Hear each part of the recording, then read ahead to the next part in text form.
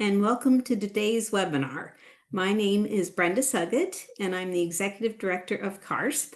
And today's webinar is entitled Geographic Distribution of Fatal, Major, and Minor Injuries Resulting from Motor Vehicle Collisions Involving Pedestrians in Winnipeg, 2012 to 2020. A transportation equity analysis. And we have the pleasure of being joined by Jairo Villafera, who is a transportation and community planner, and I will introduce him in a minute. But first, I just wanted to share that we are excited here at CARS to bring you free monthly webinars.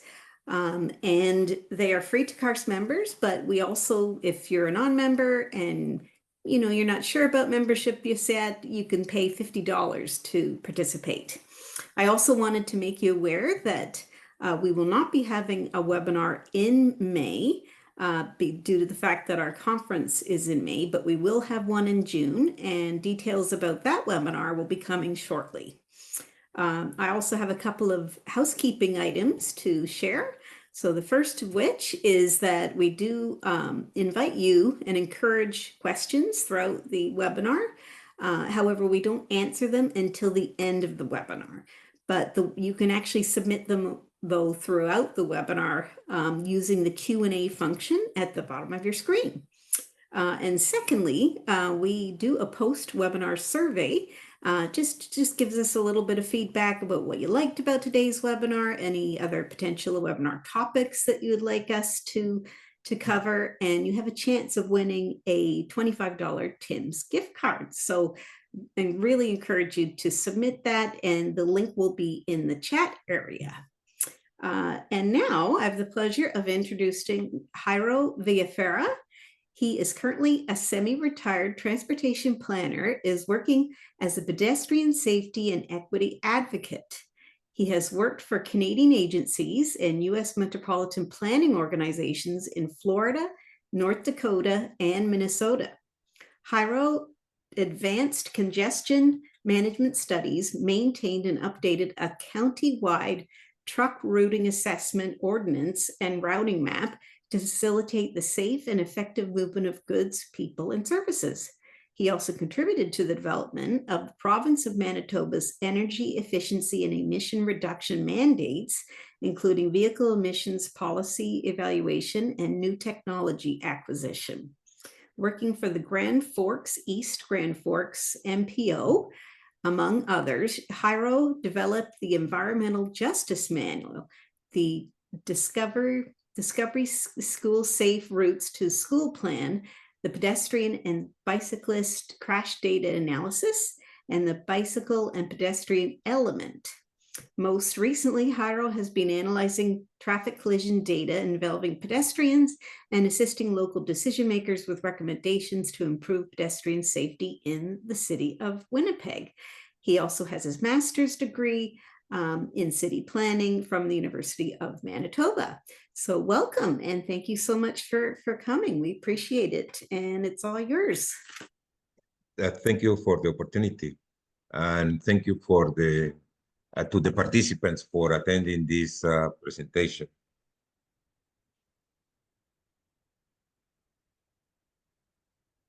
I truly appreciate the guidance and positive comments that I received from the reviewers and in advancing this particular project.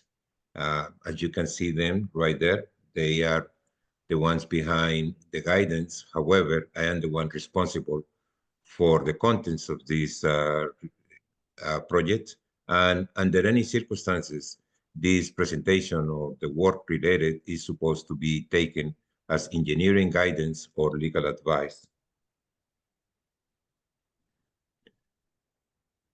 This project is related to two previous efforts that I advanced in the city, and basically the traffic collisions for the years 2020 and 2019. The 2020 was an effort sponsored by Councillor Matt Allard in the city of Winnipeg.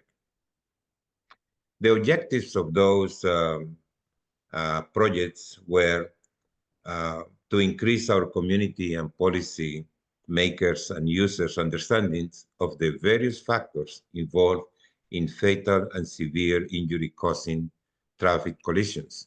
And also one of the projects, or the objective was to identify historical and potential problem areas for pedestrians by accounting for location characteristics, pedestrian and driver behavior, and vehicle characteristics and environmentally related factors. The data sources used in this report are coming, number one, from the annual collision reports published by the City of Winnipeg.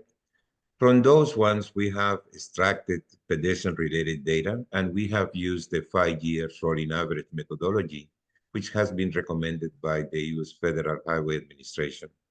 And the second source is Manitoba Public Insurance, and this data was tabulated and analyzed to elaborate the number of tables and figures and maps supporting the project.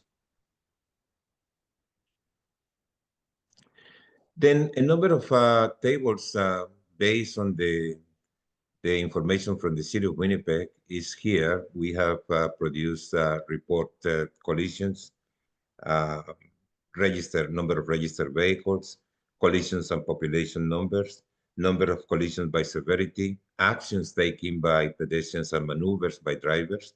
So I'm asking basically to pay attention later to the findings from table 3B, which is total number of reported collisions by severity and roadway location for all modes of transport.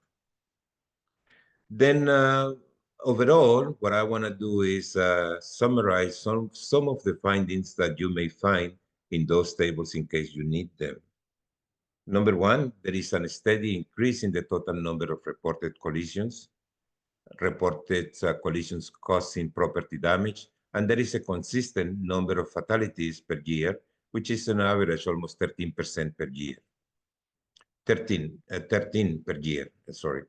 There is also a steady increase in the number of registered vehicles, in the number of reported collisions per 100,000 registered vehicles, and also increasing the total number of collisions per 1,000 population.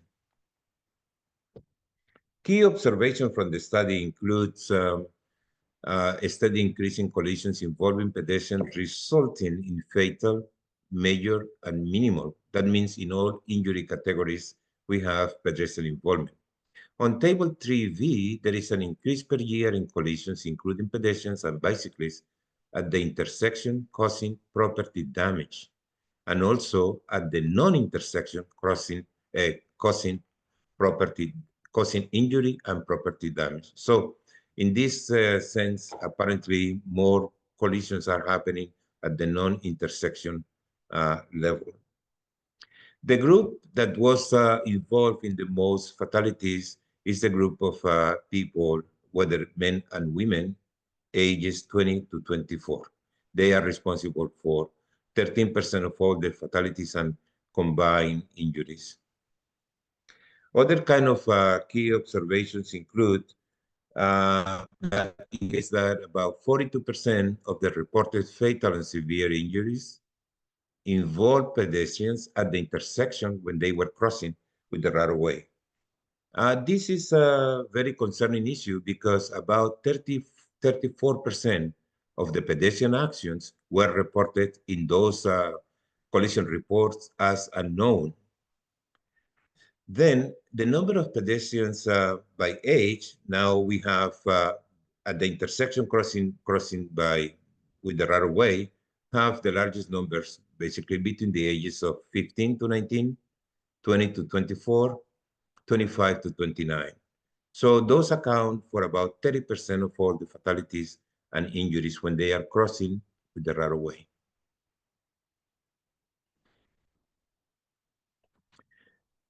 Then here we have as another finding is that when these are the driver's maneuvers and the type of injury, when the most pedestrians involved in the collisions were involved in collisions when the driver was going straight ahead.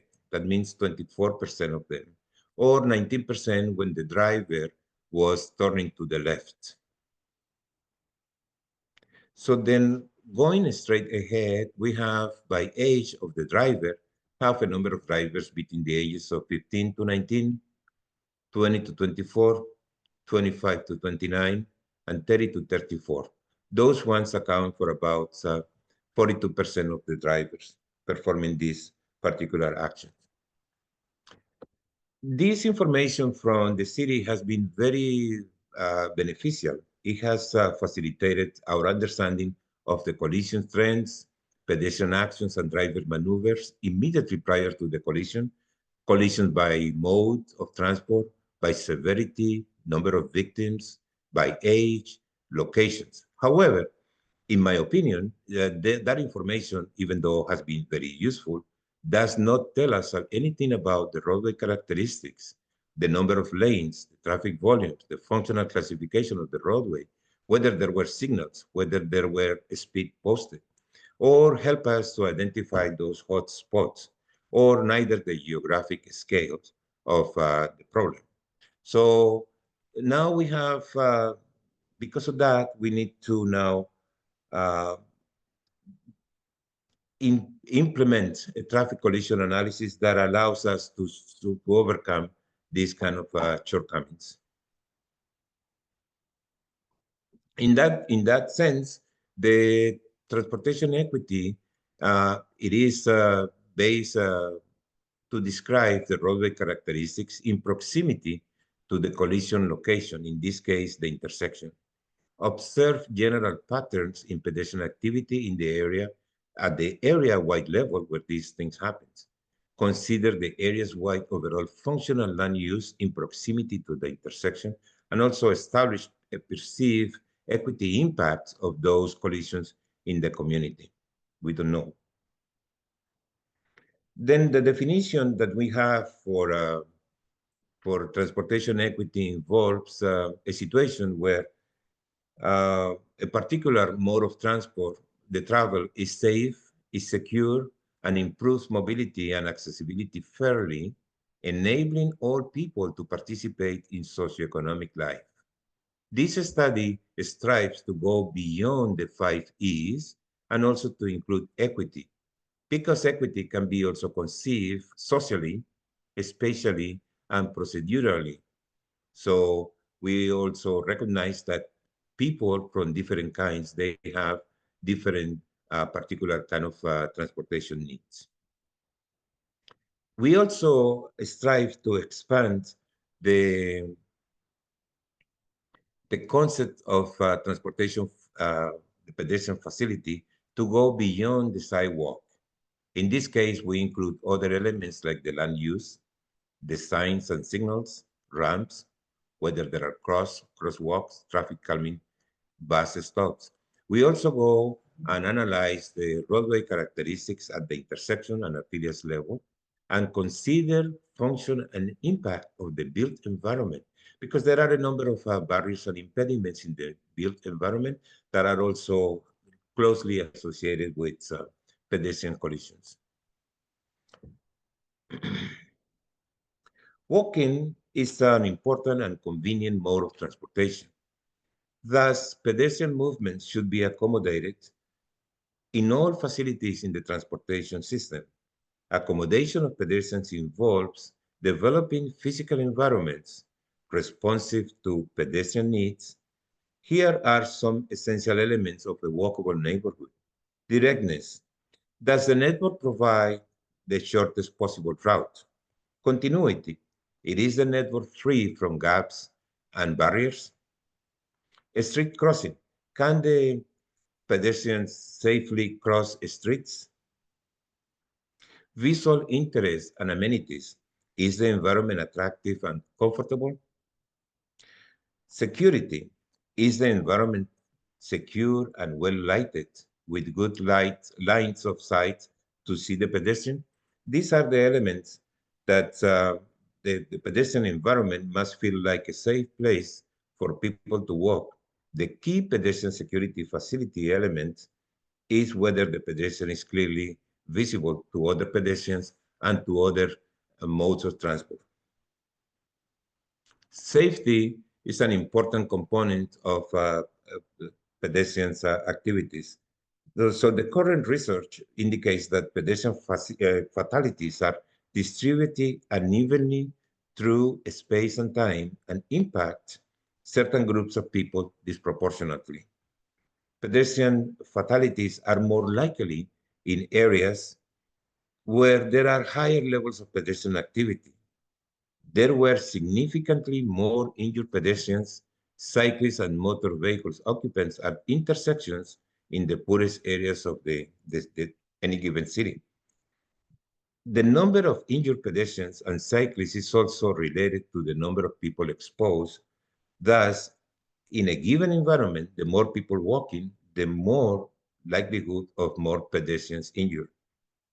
And finally, children from lower income families and those living in downtown areas cross more roads, encounter more motor vehicles every day, and have a higher risk of injury. So in this case, we want to discuss now the intersections. Pedestrians seek routes designed with continuity and safety. However, it has been observed many pedestrians cannot safely cross the streets. On their journeys, pedestrians interact with the street junctions, also known as intersections. In general, intersections are designed for the largest vehicle and its corresponding turning radius. At the intersection, motor vehicle drivers interact with others as well as with pedestrians, bicyclists of diverse age, abilities, genders, and social conditions. Then, pedestrians seek routes designed with continuity and safety, and however, they must navigate arterials. Arterials are the kind of roads where pedestrians have very difficult time crossing and drivers can be unyielding.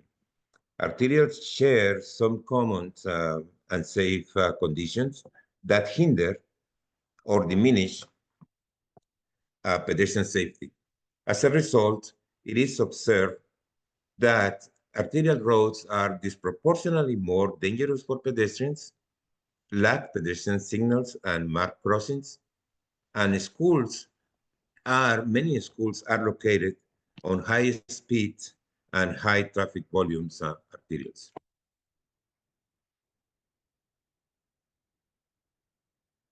Another aspect is the social and physical and environmental concerns associated with mobility on arterial roads, and these include the essential services are often located on arterials lacking pedestrian safety infrastructure. Traffic volumes on arterials directly expose communities to hazards, pollution, and noise, and also contribute to chronic stress and diminished activity. Arterials create pedestrian safety problems, especially in areas where we have many destinations and jobs.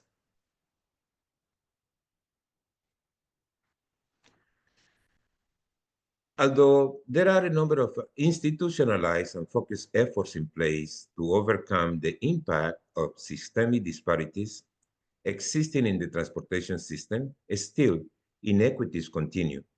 For instance, given their socio-demographic attributes, certain populations, including caregivers, newcomers, minorities, minority residents, and others, are disproportionately affected by transportation problems.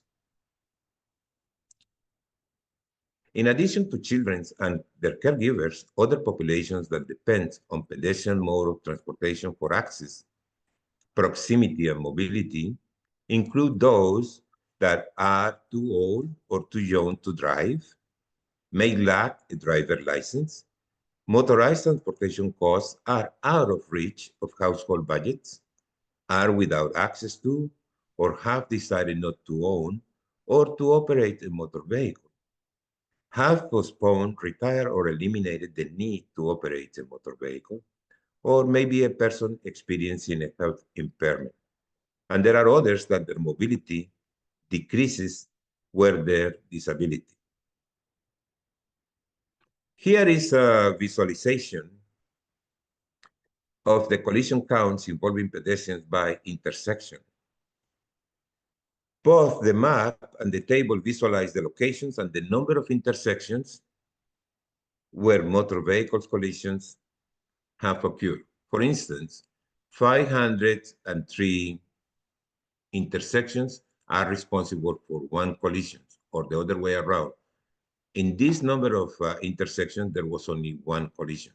If we continue, an interesting observation is the study, in this study, is that as the number of collisions increases, that means here, where is my, increases, the number of um, locations where collisions happens decreases, thus clustering the collisions in fewer locations.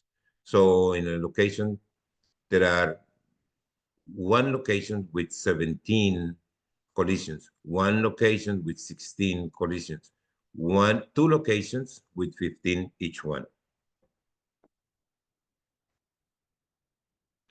So as I repeat before, pedestrian actions and driver maneuvers, we already know that 42% of fatalities and injuries combined happens at the intersection crossing with the right of way.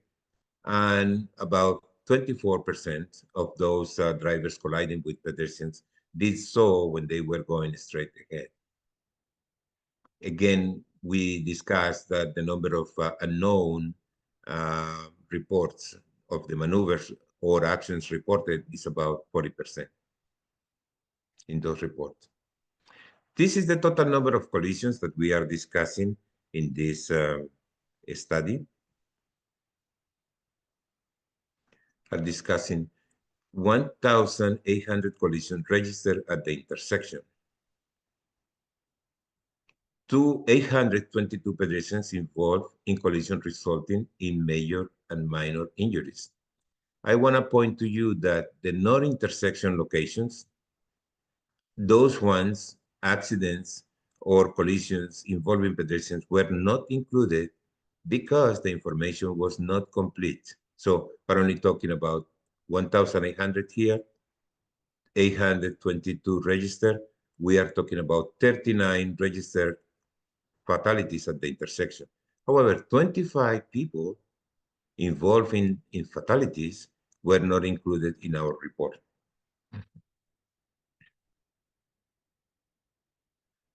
So important for us is to locate where those fatal collisions are happening, the kind of roadway characteristics. Then we observe the location. About 49% of the reported locations involving fatal collisions are located in the downtown center and nearby neighborhoods in the city. About 21% of the pedestrian fatalities occur at or in proximity to a vehicle signalized intersection. About 64% of the pedestrian fatalities were registered on arterial roads.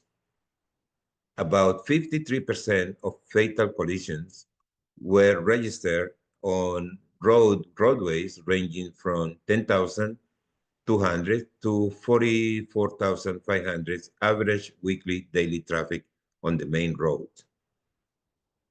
And finally, concerning the number of traffic lanes, about 38% of fatalities involving pedestrians corresponds to two lanes arterials. In many cases, those two lanes arterials either don't have, they are undivided, and in some of those, one of the lanes happens to be allowed for on-street parking. When we take the fatalities by community characterization areas, that means neighborhoods, we find out that many are located in downtown and neighboring neighborhoods under the names of West Point, Point Douglas North, and Point Douglas South.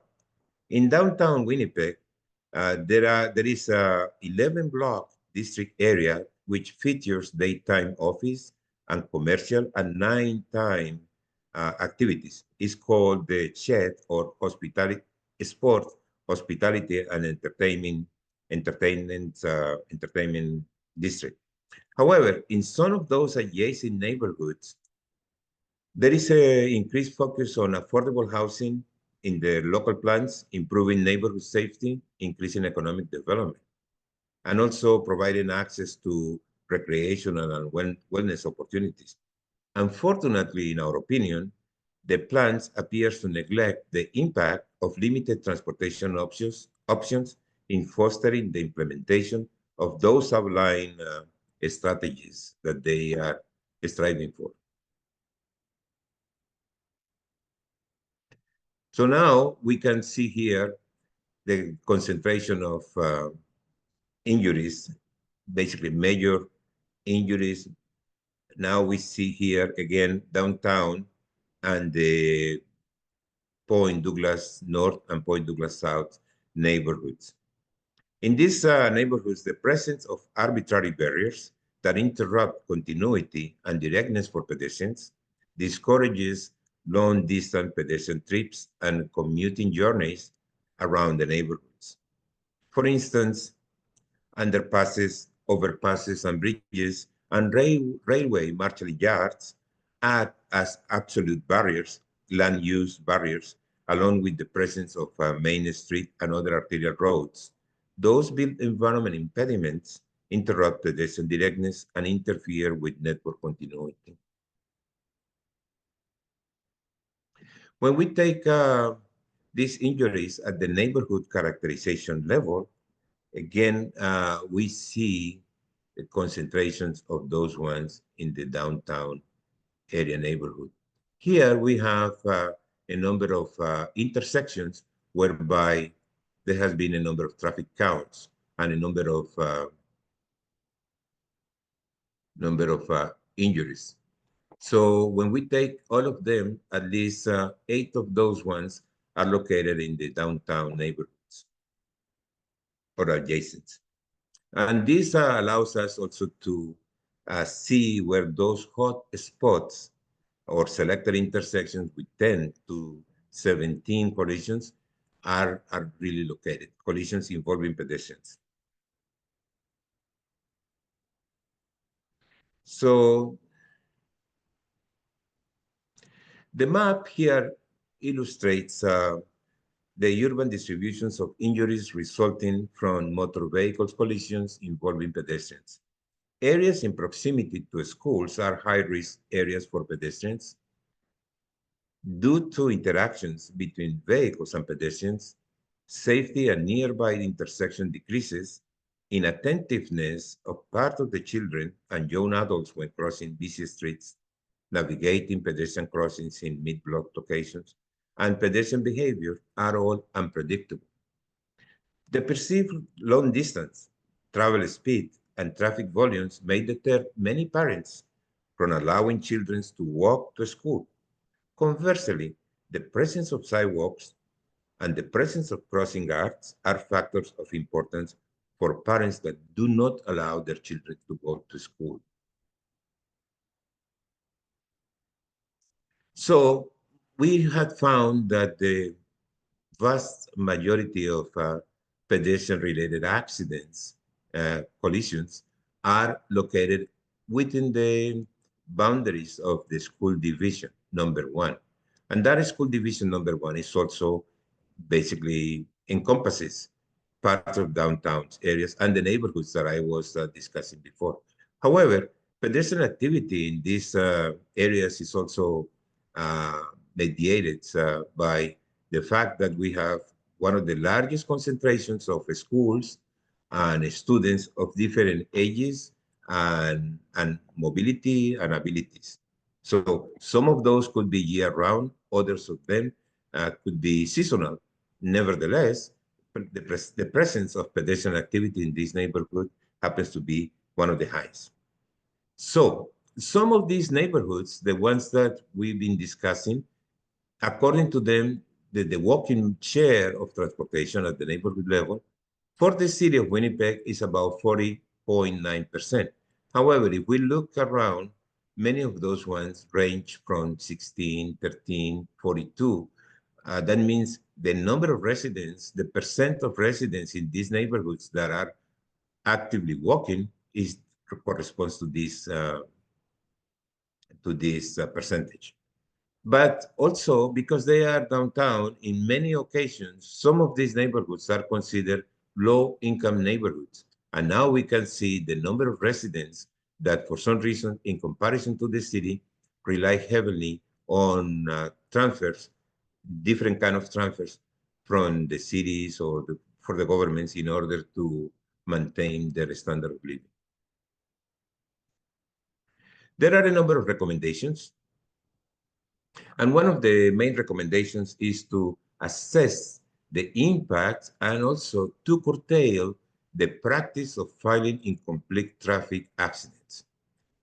Then is to consider enhancing the annual collision report, recommend the use of phrases such as overrepresented at the intersection in collision-related documents and other plans, and also consider a boilerplate criteria that includes pedestrians and bicycle safety designs to be incorporated in those local plans and neighborhood renewals and development plans, and to consider also factoring socioeconomic demographics into the identification and prioritization of locations for the installation of improved pedestrian crossings. So one of the key findings is that a number of collisions involving pedestrians occur at or in proximity to a vehicle signalized intersection. A number of reported pedestrian fatalities happens at vehicle intersections where pedestrian crossing facilities were neither available nor in proximity. So this is a very important finding. And then in conclusion, we regret to tell you that in Winnipeg, fatal traffic collisions involving pedestrians are on the rise. As pedestrian fatalities increase, pedestrian safety deteriorates and their mobility is compromised. Residents in certain neighborhoods continue experiencing a persistent lack of safe pedestrian facilities and or deficient accommodation when walking to and from their destinations in their communities. And crosswalk crossings continue being a dangerous action for many pedestrians on their way to school, work, or grocery shopping. So this is my presentation. Thank you for attending and thank you for listening. I'm here in case you may have any questions. Okay, thank you so much, Jairo. Very informative, and I think it's going to spark a lot of questions, hopefully. So I just want to invite people to please submit your questions using the Q&A function. Okay, and in the meantime, while those, oh, there's a question, great. Oh, someone just said thank you so much, Mr. Jairo. And I just wanted to mention that we spoke with Jairo ahead of time, and he said that if you would like access to the tables, to the data itself, that he is very happy to provide those. And if you could just email Homa, and she's provided her email in the chat, and just let her know if you would like access to those. And also, he will be doing a follow-up presentation with more detail and some data tables at that time at the CARS conference. So if you're interested to learn more details about this project, he will be doing a presentation on it. I'm just looking at one of the questions here. Did your analysis also look into how bad weather or poor road conditions contribute to pedestrian injuries? As it was indicated, most of the collisions involving pedestrians happens during dry and apparently normal conditions. Basically, everything was dry. And this is based on one of the tables that is published in the traffic collisions analysis report published by the city. So when the report is completed, this information is also indicated there. Sometimes we think there are issues with winter, but their analysis indicates that it's basically mainly dry conditions. Okay, perfect. Thank you so much. I have another question here. Why do you think pedestrian injury rates are so concentrated within the Winnipeg School Division? Number one, it is a very old neighborhood kind of area. Is based on the whole idea of the principle of neighborhood that was established in the late 20s by Professor Perry, and basically discusses that there is a center. During those days, arterial roads were supposed to basically go on the sides of the roadways of the neighborhood.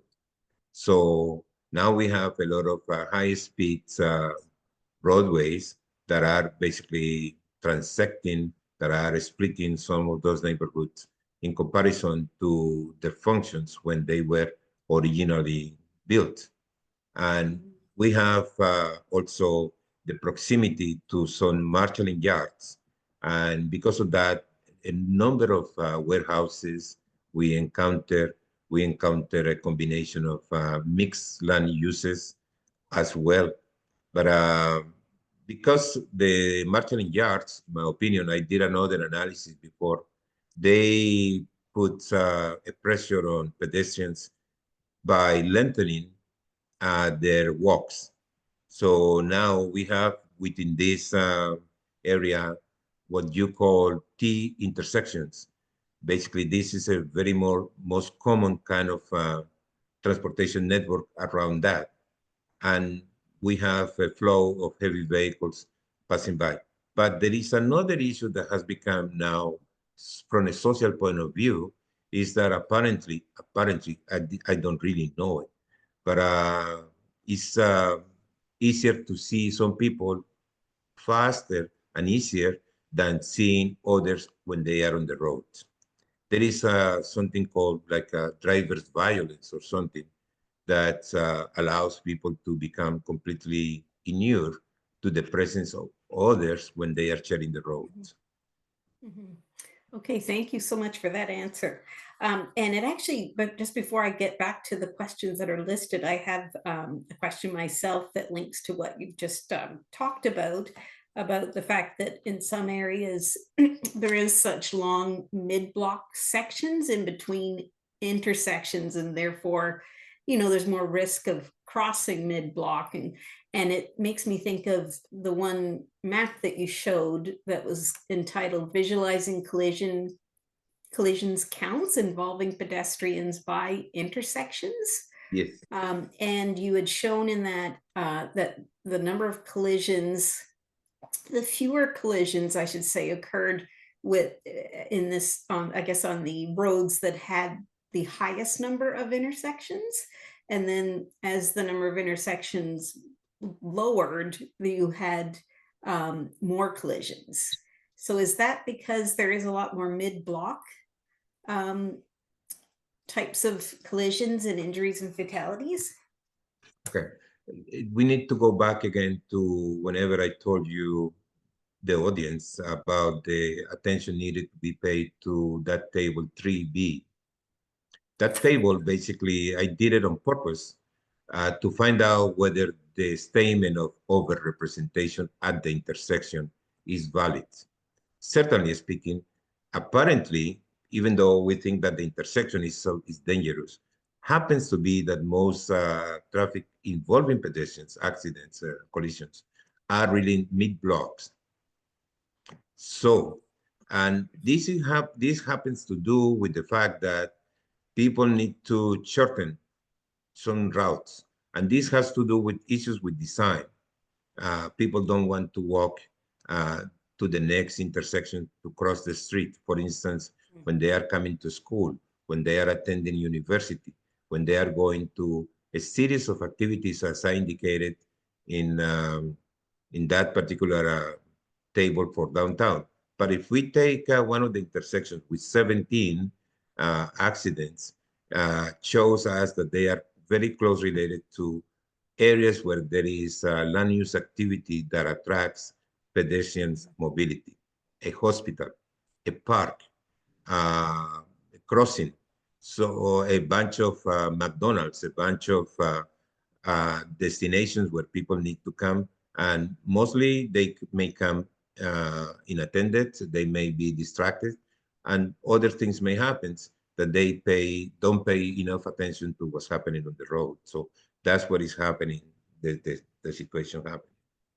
Okay, thank you so much.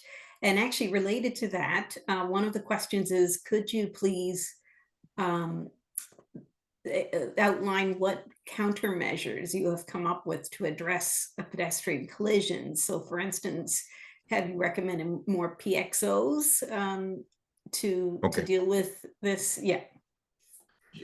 As I indicated at the beginning, I tend to refrain from involving myself in engineering activities. Basically, I will leave this to the engineers to design their countermeasures based on if they find any observations of their interest. There are a number of countermeasures that need to be basically advanced. And one of those ones, number one, a number of them are in the area of education. And we need to involve the community more in advancing what I call walkability analysis, that they quite seldom are done with the community in mind. We need to improve those issues regarding safe route to school, because it cannot really be, safe route to school when we take into account these volumes. Now we are talking about something serious. We have over 50,000 people actually walking in a very confined neighborhood. So we need to think more deeply also issues with land use and what's happening there. So I will leave those, the design of countermeasures to the engineers, if based on whatever they can glance from these kind of efforts. Okay, that's fair enough. I have a question about the data. So one of the people was asking about what the collision reporting requirements are in Manitoba, and also who needs to report the collision. Do police attend most or all pedestrian collisions? And lastly, do you recommend changing the reporting to support improved equity analysis? Certainly, the last one is the first. We need to improve them, and one way to improve it is by making every single effort to complete them fully. As you can see, it's very difficult to have to develop any program in terms of designing countermeasures where 40%, 42% of the reports are incomplete. And as you saw, a number 25 people dead, we don't know where they die. So then it's impossible to design countermeasures when traffic reports are incomplete. That's number one. The second one is that most traffic reports, basically accidents, are reported when there is something, I believe, that's my understanding, $2,000 or more in property damages or something. So that's one. So many pedestrians that may be bumped and slightly touched by a car or something like that, because there is no anything pedestrian uh, property related, in my opinion, could go completely unnoticed. So this is another issue. Or bumps to a bicyclist also may hit a pedestrian. So they go completely unnoticed because there is no reporting compulsory or voluntarily advanced to document this particular incident. Okay, and I'll just come back to that first question. So, what are the collision reporting requirements in Manitoba? You mentioned the PDO and a value of over 2,000. I'm just wondering, like, when does the police officer need to attend? Like, does it have to be injury and involving a car or some kind of vehicle? And my understanding is we do self-reporting. Basically, that's the main way of reporting collisions. The collisions become a serious matter when they involve property damage that is superior to the threshold that they have indicated $1,000, or whenever there is something more kind of concerning, like probably a fatality or something causing major injuries. That's how it is. But for the time, most collisions are self-reported or reported in a manner that does not really involve involvement of the police. Okay. I have a question here about the one intersection where you reported that there were 17 collisions. Yes. You mentioned leaving it up to the engineers to determine what kind of countermeasures. I'm just curious if you did share that information with the city and if you know anything about what might be being done about that intersection since it is so dangerous.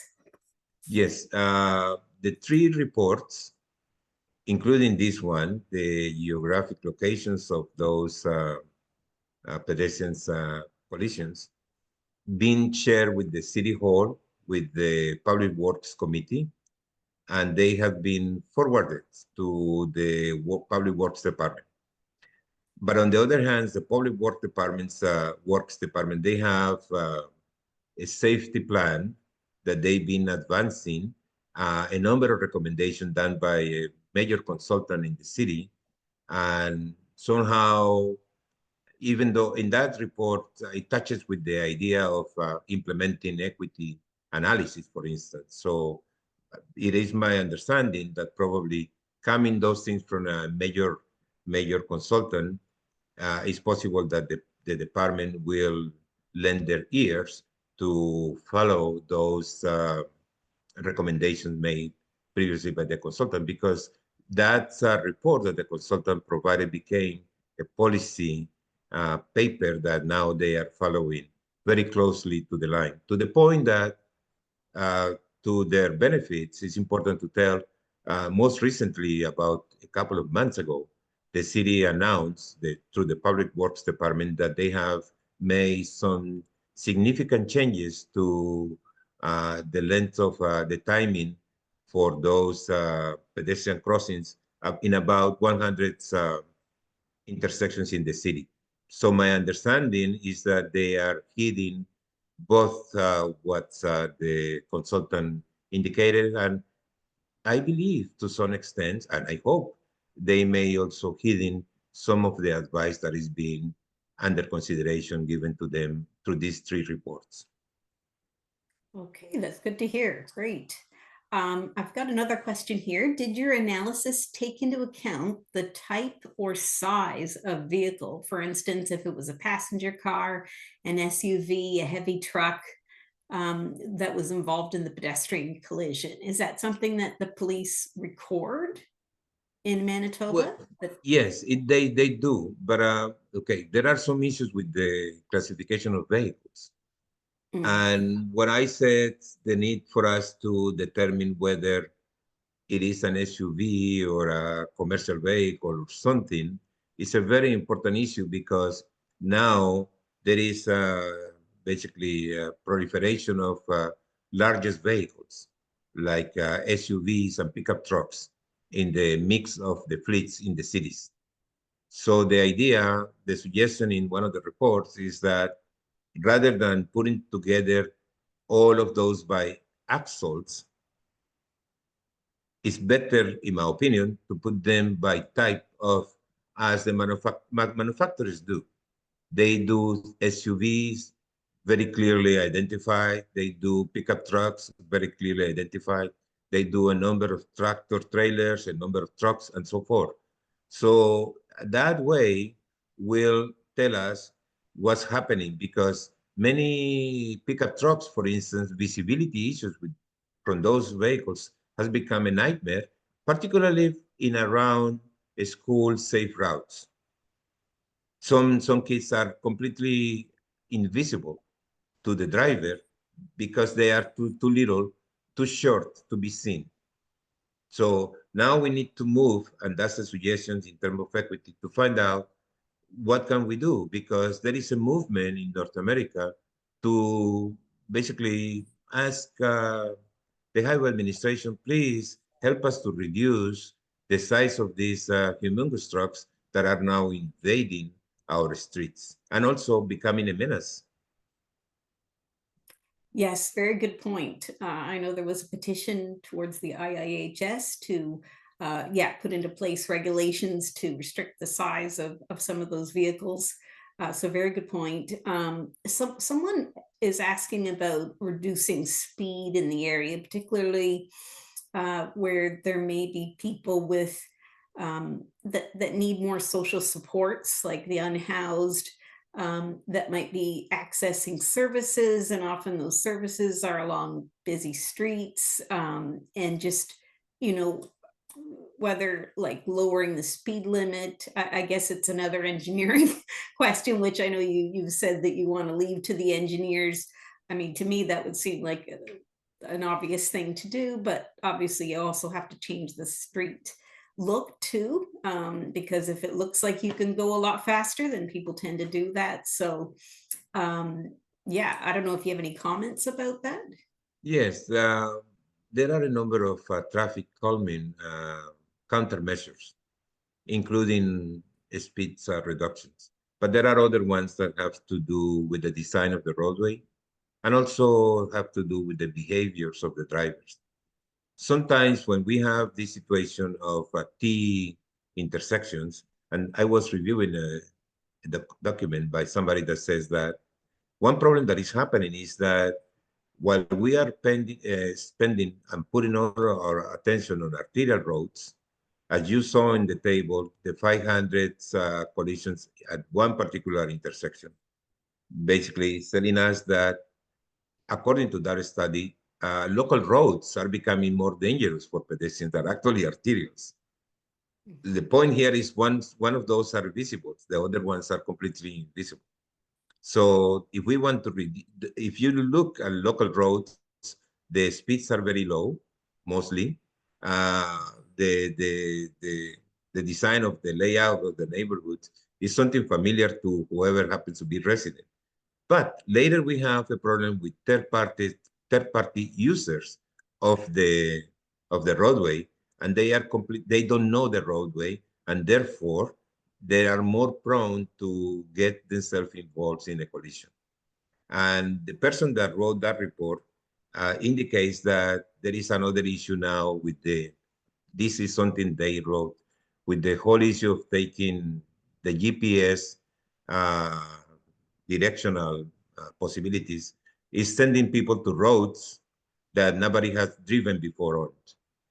So then it's sending people to faster routes, but to very uh, kind of unfamiliar roads. And it's possible that is also, this situation is also contributing in one part or another to the issue of accidents, particularly involving pedestrians in local roads, because these third-party users don't know the neighborhoods very well. It's an interesting point you made. No, that makes sense. There's another couple of questions about kind of how you drilled down the data and what sort of factors you looked at. One was wondering whether you looked at persons with vision loss in terms of the pedestrians that were either fatally or seriously injured. And the other question is whether you looked at, you said round intersections. Did you specifically look at roundabouts? Not necessarily, because there's another issue when the recommendation is to enhance the collision report by the city. It is done in good faith because, as an advocate, we would like to have more information. So it is not enough to list, let's see, major injuries, because we don't know exactly how major the injury actually is. The injury could be a lifelong sustaining disability for the person. Then we don't really know that. So that's one of the problems. The other issue is we claim the intersection. But as I said to you, we have different levels of intersections. And then roundabouts is a way of intersections. It's one form of intersection. So then sometimes what happens is the federal highway indicates that intersections are unique. And as such, they need to be studied uniquely for one reason. because the function of one intersection in comparison to another within the transportation system differs substantially from one to another. It's like we have two sisters. Even though they are only 1 year apart, they have two personalities, even though they belong to the same house, the same household. So this putting all the things together, intersections, overrepresented at the intersection, in my opinion, clouds the analysis and opportunities for us to visualize new ways to actually address those pedestrians collisions. Okay, so in this study, like in your analysis, you didn't specifically look at roundabouts. Is that correct? You No, just grouped. Okay, okay. because And it's in part because whatever they collect information, they put intersection. gotcha. Okay, okay. And vision loss, basically, No, they don't collect that data. Okay, no, just we the don't type of know injury. whether there was basically part of this major injury happens to be a disability. And we don't Okay, know if the person involved, let's see, was a blind person that was crossing the road. We don't know. And also, we don't know if, let's see, sometimes we have audible signals. We don't really know who is using those audible signals and whether they are really proper for this person. That okay. requires more minutia. And I believe basically that's the reason for advocates, because the planning department and the public works department, they really are embroiled in addressing the big issue, super big issue at the system level. Okay, perfect. I think we have time for a couple more questions. So I've got one here. This person's interested in the income data that was used on the slide that outlined the main mode of commuting and income. And she asks, what was the relationship with main mode of walking and income? Was it higher percentage of walking with lower income, which I think is what you've been sharing in different slides, that you get a lot more people walking. But she was asking the income data. She wanted to know more about that relationship. Well, the income and all the demographics are taken from the Canadian census. And if Okay. the person listening wants to go, he or she can go and look for, there is a table where the share of transportation modes is indicated per uh, census area. For instance, sometimes they say it's a private vehicle, whether they are taking or riding the buses, where is bicycle, and whether there is walking. This walking came to my attention when we have these neighborhoods where we go and see that 40% of the residents in one particular neighborhood are walking. Of course, there is something called exposure. And if we have this number of uh, residents walking, they are highly or more times exposed, likelihood of exposure and prone to accidents or collisions than in other neighborhoods when the area for the city was only 4.9. So that's why. But in income, that's what the research indicates, that when we do across the analysis in the United States, particularly and in North America, most accidents involving pedestrians are happening in rather poor neighborhoods. So that's the reason for us to find out, number one, how, from an equity point of view, we address that problem. And also how we educate these fellows uh, that are living in these neighborhoods. I indicated in one of the slides that there are a number of non-for-profit organizations working on neighborhood plans, and the suggestion is for them to actually incorporate more a pedestrian element that basically takes into account this particular situation, because it has become so common that people have become completely inured, impervious to the fact that there are accidents in their neighborhoods.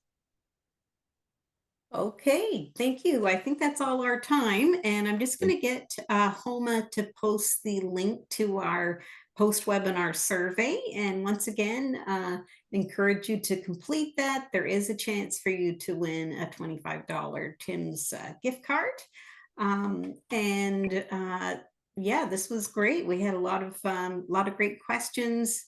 And thank you so much, Harold. Very informative, very interesting trends that you've noticed over the years in Winnipeg. There's the survey link right now.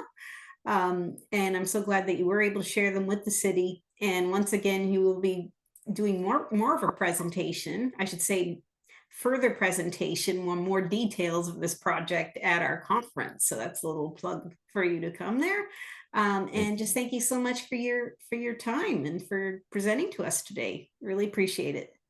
Thank you again. Thank you to you and Oma for being so kind to afford me this opportunity to showcase what I've been doing in the last 3-4 years. Thank you.